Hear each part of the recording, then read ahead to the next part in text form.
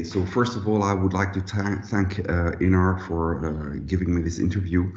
And yeah, so briefly, my name is Karim Ridwan. I'm head of the CCIE International Relations Department. So yeah, I'm working with the Collective for Countering Islamophobia in Europe, which is actually a civil society organization that was founded in Belgium in 2020, meaning, of course, that we're based in Brussels. To put it briefly, our organization aims at acting against rejection, hatred, and discrimination against Muslims or people who are considered as such. The CCIE is a non-political, independent organization that is solely funded by its sympathizers, who are, of course, its members and its donors.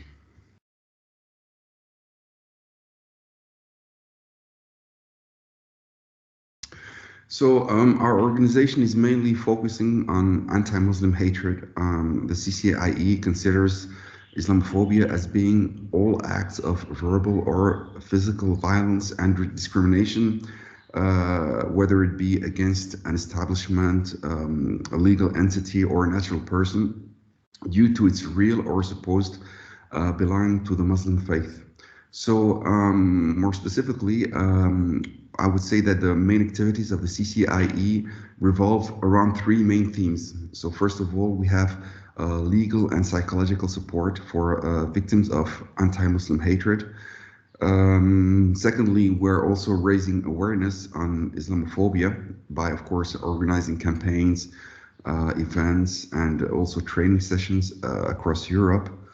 And thirdly, we're also conducting surveys and analysis on anti-Muslim bias at a European level. So our civil society organization actually deals with all forms of anti-Muslim hatred and discrimination. We are often solicited by people who were discriminated against in the field of employment, housing, or by people who were just refused education due to them wearing a long skirt, a turban, or a veil, for example. The CCIE also highlights the rise of anti-Muslim hatred across Europe in an annual report on the state of Islamophobia in different European countries. We also run awareness campaigns to inform the public about the dangers of the rise of both the far right in Europe and of the structural racism of governments that increasingly target Europe's Muslim minorities.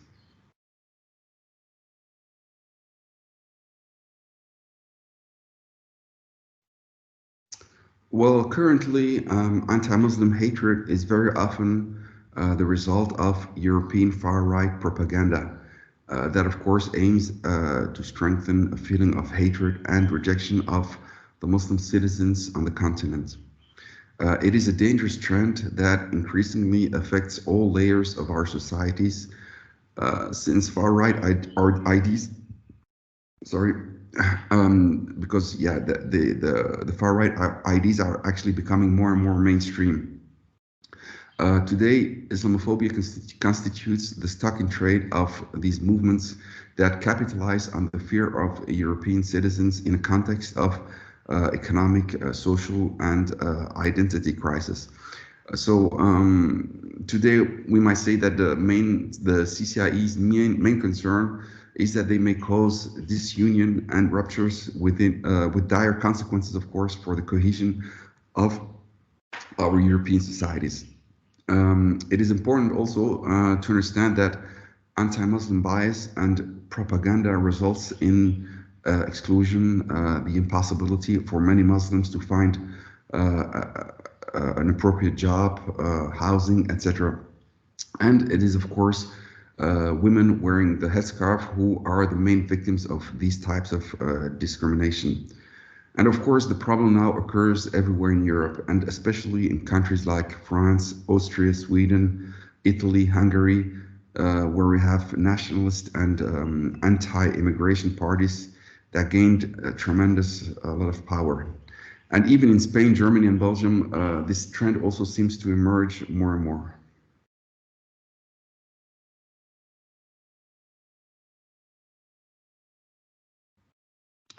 Well, there's no doubt that anti-Muslim hatred has become widespread over the past 2 decades. But if we go back to the past, we see that during the first arrivals of Muslim immigrants, their presence was not as much as a problem as it is today because they were considered a cheap and useful labor force with only limited social demands. However, today, the new generations are more demanding in terms of freedom and liberties because they truly feel actually that they have become a part of the social body of their country or of the country they're living in. And indeed, for the most part of them, they are native Europeans who, of course, deserve equal rights.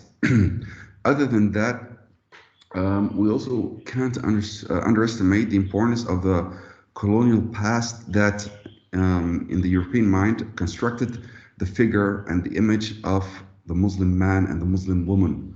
So the current configuration is actually very singular, since contemporary Islamophobia is first of all a reaction to the successful integration of Muslims into European societies. It is a successful integration that is also denied because it didn't generate cultural assimilation nor the denial of the positive parts of their identity, meaning, of course, their Muslim identity. So what we see now is that Muslims have been able to proudly uphold a collective solidarity and even maintain a relationship to their religious tradition, which of course is unacceptable to biased people who believe that all other cultures actually need to submit to theirs. And above all, I think we now have gone from individual Islamophobia to a structured and institutional form of Islamophobia. More specifically, I believe a turning point has been reached with the so-called anti-separatist law in France, which suggests that Muslims are part of an anti-republican and separatist continuum. The pressure of the French Muslim community is also increasing. Like we see closing of bank accounts, dissolution of organizations, Islamic schools and mosques are being closed, and on the other hand are also very hard to open. And there is also, of course, a criminalization of Muslim dresses, in particular with what they now call or they call it now clothes by intention, meaning that if you wear a long skirt as a Muslim student, you will be forbidden to enter school, since the school administration will consider that skirt as being a religious sign. On the other hand, non-Muslim students wearing the exact same skirt will not be bothered and, of course, allowed in. So this is actually the kind of madness we're currently facing in France.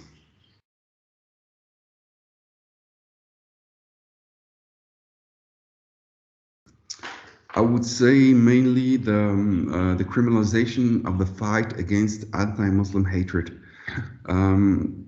Today, defending and coming up for victims of Islamophobia is immediately struck with suspicion by both the public authorities and the media, who see it to be a political tactic that would be part of a global conspiracy. The idea of the so-called Islamist conspiracy is hard to counter because it feeds off everything and its opposite. Wearing the veil or the long skirts, the fight against Islamophobia, taking part in local elections, terror attacks, etc., etc. Everything can be at any time be taken over by the supporters of this conspiracy theory.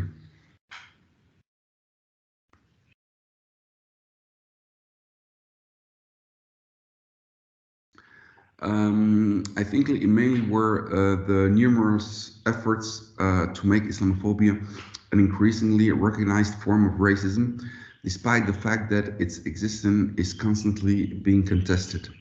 Another major achievement has been ensuring that victims of anti-Muslim hatred do no longer feel entirely alone, since we're providing them with legal and psychological support that enables them not only to overcome the endured discrimination or aggression, but also more generally to gain confidence in their ability to efficiently fight injustice.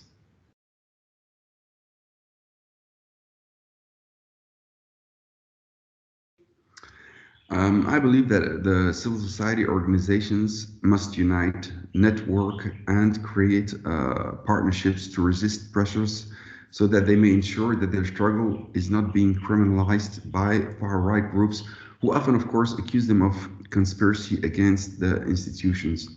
It is therefore very important to create a network of support amongst anti-racist civil society organizations to block these attempts at criminalization. And I truly believe the future of the cohesion of our European society depends on this.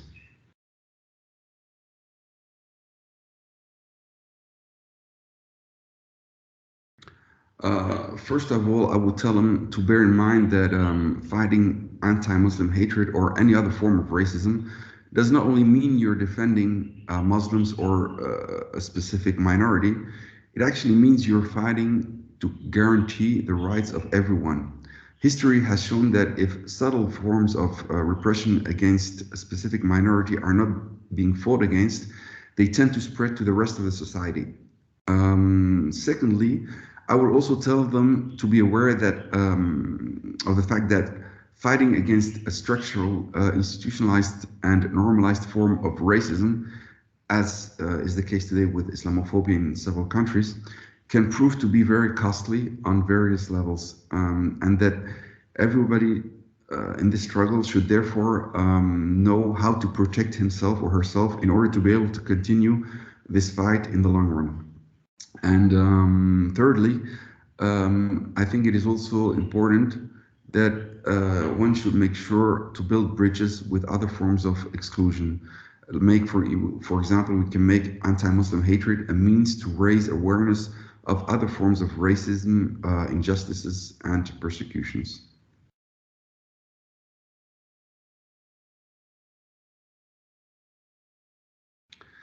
On a grassroots level, I believe that everybody needs to engage in dialogue with people of other cultures, origins, and beliefs. It is also important that everybody actively takes part in the fight against the suspicion that weighs on Muslims and racialized people in their social circle, whenever they can, of course. This means questioning the insidious manifestations of this suspicion, seeking to clarify them, and offering support to the victims of this suspicion.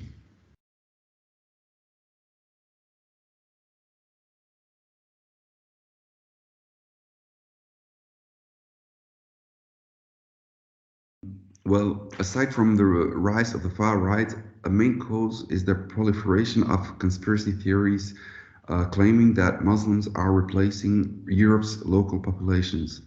There is, for example, the theory of the Great Replacement of Renaud Camus, who states that French people are being replaced little by little by people of unassimilable cultures.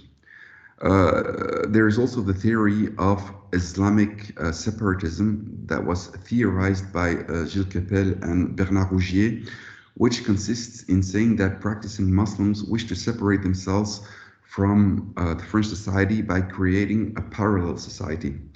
And this theory is currently being used by some European governments to close down mosques, Muslim schools, to expel innocent imams, or to repress and silence Muslims who speak out against state Islamophobia in France.